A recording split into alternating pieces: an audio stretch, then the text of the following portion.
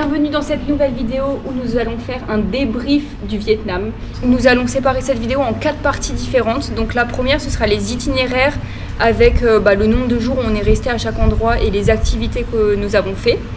Ensuite, le budget en deuxième point, donc combien ça nous a coûté. Ensuite, nous allons vous donner quelques tips et le dernier point, notre ressenti général sur le Vietnam. Let's go! Notre arrivée à Ho Chi Minh, comme on savait pas trop, on a pris 6 nuits pour commencer. Donc erreur, déjà, erreur, Ho Chi Minh ça vaut pas le coup de rester autant de temps. Conseil de rester quoi, 2-3 nuits. Ouais, là, maximum. Par contre on a fait quand même des petites activités à Ho Chi Minh. Donc on a fait le musée de la guerre. Donc ça c'était assez sympa, c'est 2 € par personne. Donc franchement c'est à faire. Je trouve que c'est assez intéressant, il y a pas mal de photos, d'illustrations, de petites vidéos. Après le musée de la guerre, qu'est-ce que nous avons fait? Nous avons fait une excursion dans le delta Mekong. Donc très sympa. Si vous voulez voir un petit peu toute l'activité, n'hésitez pas à aller voir notre première vidéo.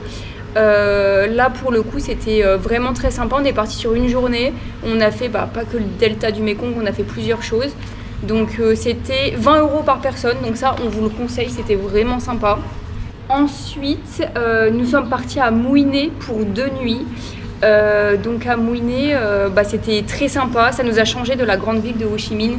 Donc franchement beaucoup mieux, on s'est senti beaucoup plus cosy, beaucoup plus proche de l'habitant, c'était beaucoup plus mignon.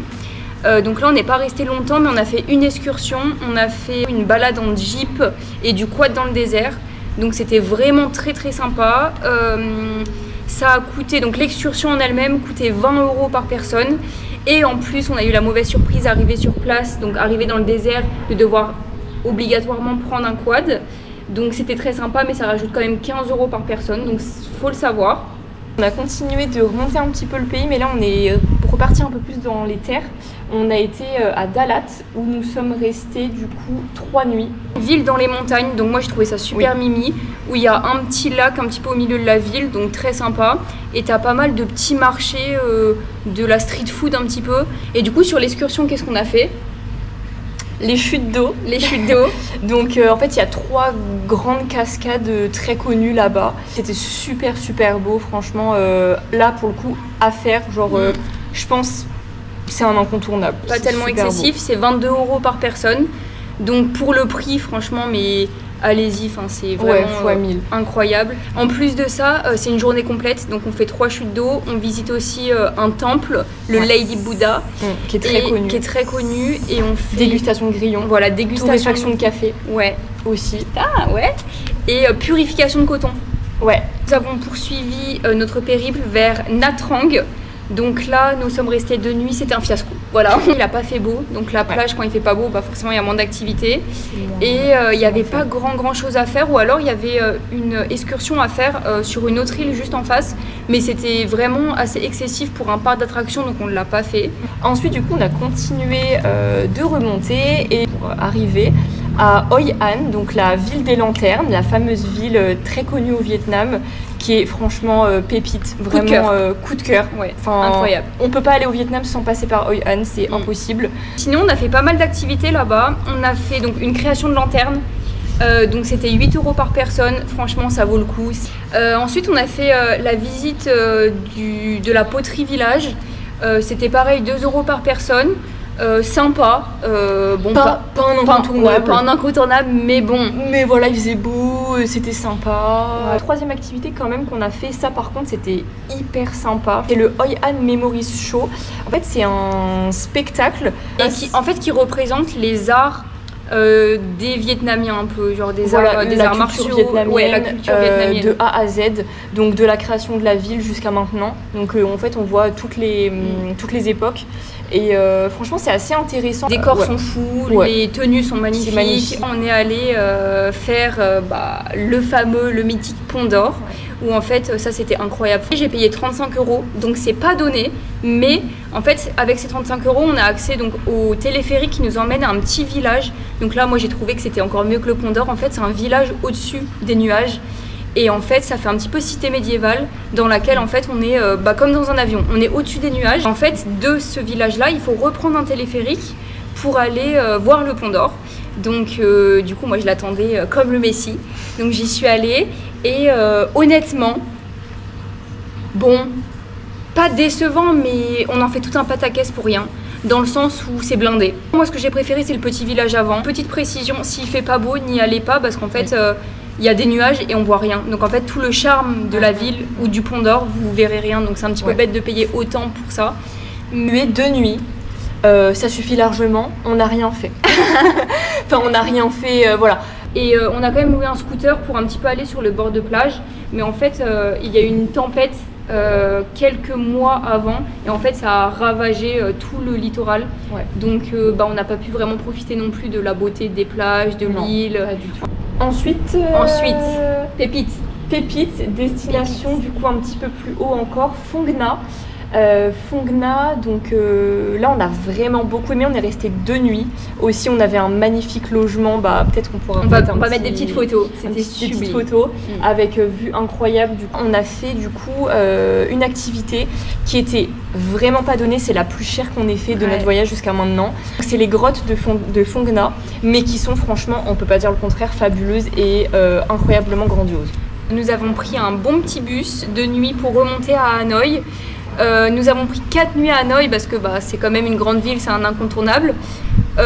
Et bien nous les grandes villes ça nous a vraiment pas convaincus. Et Lizouille elle a visité du coup la prison de Oalo pour 2 €. Et franchement c'était très bien, c'était très sympa. Du coup autre petite chose qu'on a fait à Hanoï où ça vaut vraiment le coup, c'est le fameux train qui passe dans la ville où en gros il y a une rue avec des bars. Et au milieu de cette rue, il y a un train qui passe. C'est impressionnant. C'est impressionnant, mais ça pour le coup, c'est un incontournable, ça à faire. Un coup de cœur à faire. C'est gratuit, juste il faut consommer pour être assis. Oui, ensuite nous avons fait la baie d'Along. Donc là, incontournable, je pense quand on vient au Vietnam, je pense qu'on pense directement à la baie d'Along. Baie d'Along, alors nous on n'a pas eu de chance, il n'a pas fait beau du tout. Genre, on a pris quand même une excursion rando. Très sympa, donc c'est la seule activité qu'on a fait. On a quand même gravi la plus haute montagne de la baie d'Along. C'est vrai. Et ça, c'est quand même pas mal. Nous avons fini ce beau périple au Vietnam par Sapa. Incontournable. Alors là, mais notre coup de cœur de tout le Vietnam. Genre montagne de fou, des rizières à perte de vue, des randos de ouf. Franchement, là j'ai même pas les mots tellement c'était ouf. Ouais. Nous sommes restés au Vietnam du coup pour cet itinéraire, on est resté 35 jours. Voilà, nous avons dépensé par personne 1050 €. Et voilà, en tout déjà ça donne une idée quand même du pays qui est très accessible, très accessible, sachant qu'on a bien vécu. Ouais, plus précisément sur l'alimentation. Donc on a payé par personne 287 €. Alimentation, le point qui quand même pour nous était le plus compliqué là-bas. Ça veut dire que la première semaine on n'a quasi pas mangé parce qu'on avait du mal à trouver des choses qui nous appétissaient. Dès qu'on tentait des petites spécialités, on n'était pas très bien du ventre. Ensuite niveau activité, 195 €. Donc là franchement très abordable pour quand même tout ce qu'on a fait. Ensuite niveau logement, donc niveau logement on a payé 338 € par personne. Donc là encore très abordable, sachant qu'on avait toujours des logements corrects, confort. De quoi on n'a jamais manqué de rien. Et du coup dernier point du budget, c'est le transport. Donc dites-vous que d'un endroit à l'autre, on a toujours pris des bus couchettes. On a payé 232 € par personne. Donc encore une fois, là je pense qu'on s'est bien débrouillé. Bus couchette, vous êtes bien logés franchement. Petite couette, petite couverture, oreiller. Même pour faire des trajets de 10 heures, on a toujours été super bien. Après par contre au niveau conduite, voilà, attention si vous avez le mal des transports, au Vietnam ils conduisent comme des malades, comme des fous. Là on va vous donner quelques tips vraiment qui nous pour le coup nous ont vraiment aidés et c'est des choses qu'on a découvertes et qu'on a utilisées. Donc le premier c'est 12Go, l'application. Pour les transports, voilà, on a tout pris là-dessus. N'hésitez pas à bien regarder quand même un peu tous les prix et pas prendre forcément le premier venu, le moins cher, parce que parfois on rajoute pas grand-chose et on est mieux. Ouais. Voilà. quasi dans chaque ville, on a loué des scooters. C'est très abordable. Franchement, vous avez un scooter pour la journée pour même pas 5 euros. Ouais, même donc pas, beaucoup moins que 5 euros. Ouais, oui. je crois 2 ou 3 euros. 3 euros, ouais, c'était vraiment. Donc en fait, vous pouvez vous déplacer partout dans la ville en scooter. Donc nous, vraiment, c'était notre dada. Attention, il faut quand même de base le permis international, donc il faut le demander quelques mois avant de partir. Nous on l'a pas, mais on n'a pas eu de soucis. On n'a pas eu de soucis, ils s'en fichent. Ils demandent même pas est-ce que tu as le permis, ou ils demandent même pas est-ce que tu as l'habitude de conduire un scooter. Enfin, ils te filent ça comme ça. Ensuite, niveau transport aussi, l'application de taxi, si jamais vous voulez aller d'un point A à un point B sans forcément louer de scooter. Grab, application top. Après, nous, quand on faisait le ratio, on préférait prendre des scooters parce que c'était quand même moins cher que un Grab aller-retour. Ouais. Mais si vous n'avez pas le choix, si vous restez 15 jours et que vous avez besoin de vous déplacer, prenez ça, ça reste quand même accessible. C'est très bien fait, il n'y a pas de mauvaise surprise, les voitures sont très bien. Dernier petit tips, on était encore à la française, donc on prenait Airbnb, où il y avait des bons logements, mais il y a quand même pas mal de frais de Airbnb. Et du coup on est passé sur Booking. Et en fait sur Booking il y a beaucoup moins de frais et en plus de ça plus tu prends des logements plus tu as des avantages. Ce qui fait que sur Booking on arrivait à prendre des logements pour moins 10 euros la nuit. 10 euros la nuit. 15 euros, on n'a jamais pris au-dessus. C'est ça. Bon voilà, je pense que vous vous demandez s'il y a besoin d'un visa. Bon, faites attention sur les sites sur lesquels vous regardez. En tout cas, pour le Vietnam, il n'y a pas besoin de visa si on reste moins de 45 jours si on est français. Je précise si on est français. Niveau beauté des paysages, c'était fou parce qu'en fait, il y a à la fois la mer et à la fois la montagne et donc du coup ça fait un contraste vraiment très sympa. Enfin, en quelques heures de route vous passez du tout au tout, donc j'ai trouvé ça super bien. Ensuite je conseille vraiment la partie nord, vraiment tout ce qui est partie sud en dessous de Hoi An. J'ai pas plus aimé que ça, c'était beaucoup plus plat, beaucoup moins de choses à faire. Autre chose qui a été très compliqué quand même en arrivant, il faut le souligner, c'est la nourriture. Enfin, il faut savoir que c'est un pays très peu développé, donc tu vois des chats grillés, tu vois des poulets qui sont queues comme ma main. C'est chaud. Enfin voilà, franchement c'est chaud, tu vois des trucs que tu n'as pas l'habitude de voir. Donc encore une fois, c'est notre ressenti. C'est ça, c'est personnel. On entend beaucoup de personnes qui disent voilà, le Vietnam, on mange divinement bien. Nous, ça n'a pas été notre cas. Dernier point qui est quand même non négligeable, c'est quand même l'accessibilité de ce pays. Ça veut dire qu'on s'est fait kiffer, là où dans un autre pays on se restreint un peu plus, ou on n'aurait pas pu faire parce que c'est un peu plus cher. Moi, mes big coups de cœur, ça a été Sapa, Bédalong et Hoi An. Mon ressenti, de toute façon, tu sais très bien, il est similaire au tien. J'ai vraiment beaucoup aimé les locaux qui étaient adorables avec nous.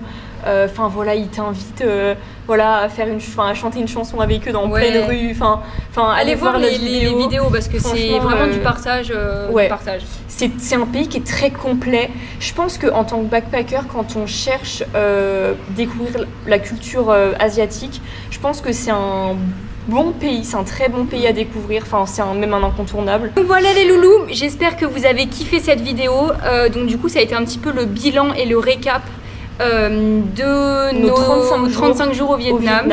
Commentez si vous avez d'autres questions parce que je pense qu'on a parlé en fonction de nous et notre voyage, mais en tout cas voilà, si vous avez des questions par rapport à vous, votre itinéraire, etc. Et demandez-nous, on s'est connecté parce qu'après le Vietnam, nous ne sommes pas partis seulement pour le Vietnam. Est-ce qu'on dit, est-ce qu'on dit pas?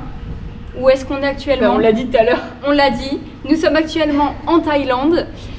Donc du coup bientôt les prochains vlogs de la Thaïlande et après on fera une petite vidéo récap de la Thaïlande. Comme celle-ci pour la Thaïlande. Pour voir le budget et tout, ça ne va pas être la même chose. Voilà, petit spoil. En tout cas, si vous partez bientôt, bon voyage à vous, vous allez adorer. C'est évident, franchement, voilà. Kiffez bien. On n'a qu'une vie. Des bisous. Ciao, des bisous.